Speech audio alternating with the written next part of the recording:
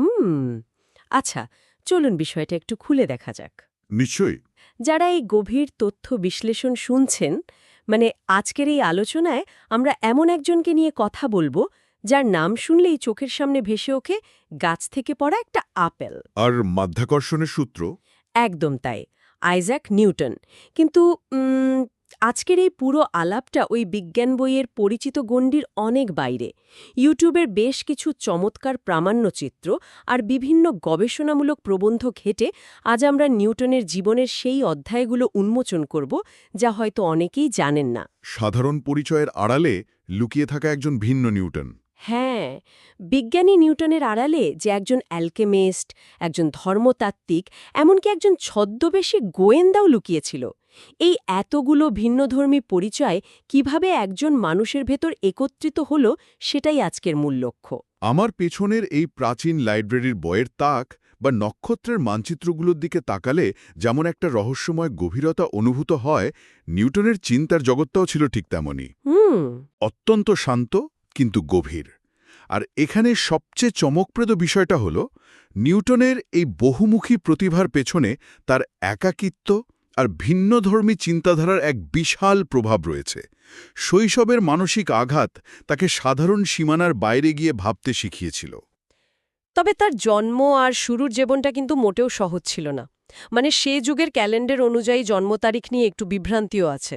হ্যাঁ, ওই জুলিয়ান আর গ্রেগরিয়ান ক্যালেন্ডারের ব্যাপারটা।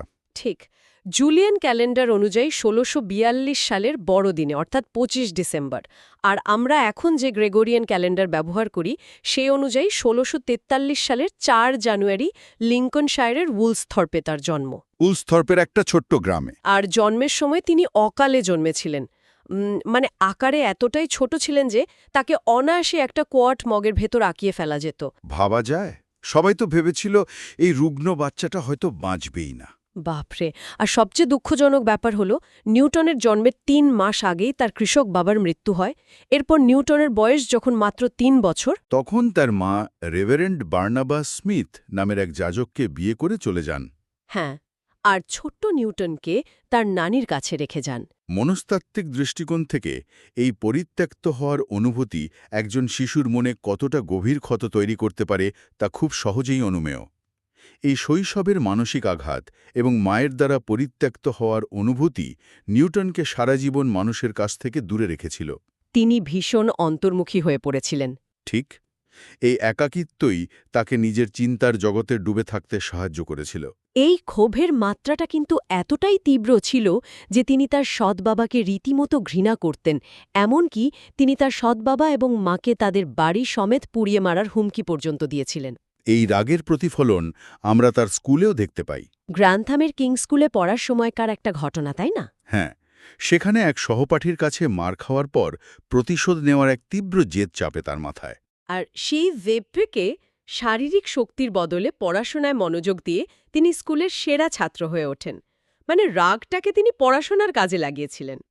এরপর ১৬৬১ সালের দিকে ক্যামব্রিজ ইউনিভার্সিটিতে তার প্রবেশও কিন্তু খুব একটা মসৃণ ছিল না। তাকে সাব সাজার হিসেবে ভর্তি হতে হয়েছিল। এই সাব সাজার ব্যাপারটা আসলে কি? এর মানে হলো পড়াশোনার খরচ চালানোর জন্য তাকে কলেজের অন্যান্য ধনী ছাত্রদের ঘর পরিষ্কার করতে হতো। বাপরে, এটা তো রীতিমতো অপমানজনক একটা কাজ ছিল। চরম অপমানজনক। আর এই সামাজিক বিচ্ছিন্নতাই তাকে একাডেমিকভাবে আলাদা করে তোলে। তিনি তৎকালীন পাঠ্যক্রমে থাকা অ্যারিস্টটলের প্রাচীন ধারণার বাইরে গিয়ে গ্যালিলিও, ডেকার্ট এবং বয়েলের মতো আধুনিক বিজ্ঞানীদের কাজ নিয়ে গভীরভাবে ভাবতে শুরু করেন। এরপর ১৬৬৫ সালে আসে সেই বিখ্যাত মহামারী, গ্রেট প্লেগ। ক্যামব্রিজ বন্ধ হয়ে যায়। হ্যাঁ, আর ক্যামব্রিজ বন্ধ হয়ে গেলে নিউটন বাড়ি ফিরে আসতে বাধ্য হন। মজার ব্যাপার হলো এই সময়টাকেই বলা হয় তার আবিষ্কারের স্বর্ণযুগ। একদম ঠিক। এই অবরুদ্ধ অবস্থাতেই তিনি স্বাধীনভাবে ক্যালকুলাস আবিষ্কার করেন। যা নিয়ে পরে জার্মান গণিতবিদ লাইবনিজের সাথে তার চরম এক দ্বন্দ্ব তৈরি হয়েছিল। হ্যাঁ, শুধু ক্যালকুলাস নয়, প্রিজমের মাধ্যমে সাদা আলোকে ভেঙে যে ৭টি রঙের মিশ্রণ পাওয়া যায় সেটাও তিনি প্রমাণ করেন এই সময়ে। লেন্সের ক্রোমাটিক অ্যাবেরেশন বা ত্রুটি দূর করার জন্য বিশ্বের প্রথম রিফ্লেক্টিং টেলিস্কোপ বা প্রতিফলক টেলিস্কোপও তিনিই তৈরি করেছিলেন। আরেকটা চমকপ্রদ আবিষ্কার ছিল তার তৈরি একটা বার্নিং মিরর। বলা হয় এর তাপমাত্রা তৎকালীন সময়ে ১,০০০টি সূর্যের চেয়েও বেশি উজ্জ্বল ছিল। মানে প্রায় 460 ওয়াট পার স্কোয়ার সেন্টিমিটার। এটা সত্যি অবিশ্বাস্য। আর ওই আপেলের বিখ্যাত মিথ বা প্রচলিত গল্পের জন্মও কিন্তু এই সময়েই। ওই যে আপেল মাথায় পড়ার গল্পটা? আসলে উইলিয়াম স্টুকিলির বর্ণনা থেকে সত্য ঘটনাটি জানা যায়। নিউটন বাগানে বসে চা খাচ্ছিলেন। তখন তিনি একটি আপেলকে গাছ থেকে মাটিতে পড়তে দেখেছিলেন মাত্র। তার মাথায় কিন্তু পড়েনি। না, পড়েনি। কিন্তু ওই দৃশ্যটি তাকে ভাবিয়ে তোলে। আপেলটি কেন ডানে বাঁয়ে না গিয়ে সোজা নিচের দিকেই পড়ল? এই চিন্তাই তাকে মাধ্যাকর্ষণের ধারণা দিয়েছিল। দারুণ একটা ব্যাপার। যদি আমরা একে বৃহত্তর প্রেক্ষাপটের সাথে যুক্ত করি, তাহলে দেখব নিউটন কিভাবে আধুনিক বৈজ্ঞানিক পদ্ধতির ভিত্তি গড়ে তুলেছিলেন। তিনি বারবার পরীক্ষার মাধ্যমে তার ভুলগুলো সংশোধন করতেন। তিনি কিভাবে ডেটা অ্যানালাইসিসের কাজ করতেন সেটাও তো একটা বড় বিষয়। ঠিক। তিনি লিনিয়ার রিগ্রেশন বা ডেটা অ্যানালাইসিসের একদম প্রাথমিক রূপ দাঁড় করিয়েছিলেন। আধুনিক বিজ্ঞান যে পরীক্ষামূলক প্রমাণের ওপর দাঁড়িয়ে আছে, তার শুরুটা এখান থেকেই। ঠিক এই জায়গাটাতেই বিষয়টা সবচেয়ে বেশি আকর্ষণীয় হয়ে ওঠে। ১৬৮৪ সালের ঘটনা। হ্যাঁ, ১৬৮৪ সালে এডমন্ড হ্যালির অনুপ্রেরণায় নিউটন তার যুগান্তকারী বই ফিলোসফিয়া ন্যাচুরালেস প্রিন্সিপিয়া ম্যাথমেটিকা প্রকাশ করেন। এখানেই তিনি গতির ৩টি সূত্র এবং মহাকর্ষীয় সূত্র প্রদান করেন। এই কাজটি কিন্তু মোটেও সহজ ছিল না। এটা এতটাই কঠিন ছিল যে নিউটনের ঘুম ও খাওয়া প্রায় বন্ধ হয়ে গিয়েছিল। তিনি তো হ্যালিকে জানিয়েছিলেন যে চাঁদের গতিবিধি নিয়ে ভাবতে গেলে তার মাথা ব্যথা শুরু হয়ে যায়। তার একাগ্রতা ছিল অকল্পনীয়। তার দর্শনের একটি খুব গুরুত্বপূর্ণ দিক হল হাইপোথেসিস নন ফিঙ্গো। এর মানে হল আমি কোনো অনুমান তৈরি করি না। একদম। পরীক্ষামূলক প্রমাণ ছাড়া শুধু ধারণার উপর ভিত্তি করে তিনি কোনো সিদ্ধান্তে আসতেন না। এটি আধুনিক বিজ্ঞানের সবচেয়ে গুরুত্বপূর্ণ নিয়ম হয়ে দাঁড়ায়। কিন্তু নিউটনের শুধু এই বৈজ্ঞানিক রূপটাই তো সব নয়। এই বিষয়টা শুনলে অনেকেই চমকে উঠবেন। নিউটনের সংগ্রহে থাকা বইয়ের মধ্যে বিজ্ঞানের বইয়ের চেয়ে ধর্ম এবং অ্যালকেমি বা অপবিজ্ঞানের বই অনেক বেশি ছিল। যাকে তিনি বলতেন কেমিস্ট্রি। হ্যাঁ, তিনি প্লেগের ঔষধ হিসাবে ব্যাঙের বমি এবং আরও কিছু অদ্ভুত মিশ্রণের কথা লিখেছিলেন। আর তার মৃত্যুর পর চুলের পরীক্ষায় প্রচুর পরিমাণ পারদ পাওয়া যায়। মার্কিউরি। হ্যাঁ, পারদ বা মার্কিউরি, যা প্রমাণ করে যে অ্যালকেমির ল্যাবে কাজ করতে গিয়ে তিনি পারদের বিষক্রিয়ায় ভুগেছিলেন। আর এটি তার শেষ জীবনের অদ্ভুত আচরণের কারণ হতে পারে। তার ধর্মীয় বিশ্বাসও ছিল সে যুগের তুলনায় অত্যন্ত বিপজ্জনক। তিনি গোপনে অ্যান্টি ট্রিনিটেরিয়ান ছিলেন।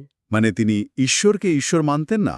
ঠিক, যা সেই সময়ের খ্রিস্টান সমাজে চরম ধর্মদ্রোহিতা বা হেরেসি হিসেবে গণ্য হতো। এটি লুকিয়ে রাখার জন্য তিনি রীতিমতো চার্চের যাজক হওয়ার নিয়ম থেকে রাজকীয় বিশেষ অনুমতি নিয়ে অব্যাহতি পেয়েছিলেন। এটি একটি অত্যন্ত গুরুত্বপূর্ণ প্রশ্ন তুলে ধরে। সে যুগে বিজ্ঞান এবং জাদুর মধ্যে আসলে স্পষ্ট কোনো বিভাজন ছিল না। মানে অ্যালকেমি আর বিজ্ঞান একসাথেই চলত। অনেকটা তাই। গবেষকরা এখন ভাবেন অ্যালকেমিতে ব্যবহৃত অদৃশ্য আকর্ষণ ও বিকর্ষণের ধারণা থেকে নিউটন মাধ্যাকর্ষণের মতো একটি অদৃশ্য শক্তির ধারণা পেয়েছিলেন কিনা। এটা একটা দারুণ পয়েন্ট। মানে গুপ্তবিদ্যার ধারণা থেকেই মাধ্যাকর্ষণ। মানুষের মন কত বিচিত্র হতে পারে।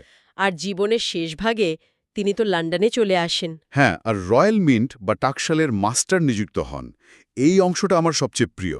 গোয়েন্দা নিউটন। সত্যি, এটা রীতিমতো থ্রিলার গল্পের মতো।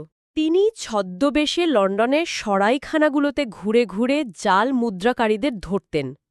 তিনি ২৮ জন জালিয়াতকে ধরেছিলেন। যার মধ্যে বিখ্যাত অপরাধী উইলিয়াম চ্যালনারও ছিল। চ্যালনারকে তো শেষে ফাঁসি দেওয়া হয়েছিল। হ্যাঁ, নিউটনের নিখুঁত তদন্তের কারণে। আর অর্থনীতিতে তার অবদানও অসাধারণ। তিনি মুদ্রার মানোন্নত করেন এবং ব্রিটেনকে গোল্ড স্ট্যান্ডার্ডে নিয়ে যান। যার ফলে ব্রিটিশ অর্থনীতি কোটি কোটি টাকার ক্ষতি থেকে রক্ষা পায়। তবে সাউথ সি বাবল নামক শেয়ার বাজারের ধসে তিনি কিন্তু ২০,০০০ পাউন্ড হারিয়েছিলেন। যা বর্তমান হিসাবে কয়েক মিলিয়ন পাউন্ড। তাহলে এই সব কিছুর মানে কি দাঁড়ায়? মানে দাঁড়ায় যে নিউটন শুধু একজন যুক্তিবাদী বিজ্ঞানী ছিলেন না। তার ভেতর রাগ, জেদ, জাদুবিদ্যার প্রতি কৌতূহল এবং অসীম একাগ্রতা ছিল। তার এই ভিন্নধর্মী বৈশিষ্ট্যগুলোই তাকে সর্বকালের সেরা বিজ্ঞানী করে তুলেছে। যে কোনো জ্ঞানপিপাসু মানুষের জন্য এই ঘটনাটি প্রমাণ করে যে প্রকৃত জ্ঞান শুধু নির্দিষ্ট কোনো বই বা বিষয়ে আবদ্ধ থাকে না। অর্থনীতি, ধর্ম, বিজ্ঞান এবং রহস্য সবকিছু একসাথে যুক্ত হয়েই বড় আবিষ্কারের জন্ম দেয়। একটা বিষয় ভেবে দেখুন, নিউটন তার জীবনের বেশিরভাগ সময় অ্যালকেমি এবং ধর্মতত্ত্বের পেছনে ব্যয় করেছেন, যাকে আধুনিক দুনিয়া সম্পূর্ণ অবৈজ্ঞানিক বলে উড়িয়ে দেয়। খুব সত্যি কথা। কিন্তু যদি অদৃশ্য গুপ্তবিদ্যা বা জাদুর প্রতি তার এই গভীর বিশ্বাস না থাকত, তবে কি তিনি মহাশূন্যের কোটি কোটি মাইল জুড়ে কাজ করা মাধ্যাকর্ষণের মতো একটি অদৃশ্য শক্তির কল্পনা করতে পারতেন? আধুনিক বিজ্ঞান কি তবে যুক্তি এবং কঠোর প্রমাণের বেড়াচালে আটকে গিয়ে মানুষের কল্পনা শক্তির সেই আদিম এবং রহস্যময় ক্ষমতাকে হারিয়ে ফেলছে? যা হয়তো মহাবিশ্বের পরবর্তী বড় রহস্য উন্মোচনের চাবিকাঠি হতে পারত। এটা সত্যি আমাদের সবাইকে নতুন করে ভাবতে বাধ্য করে।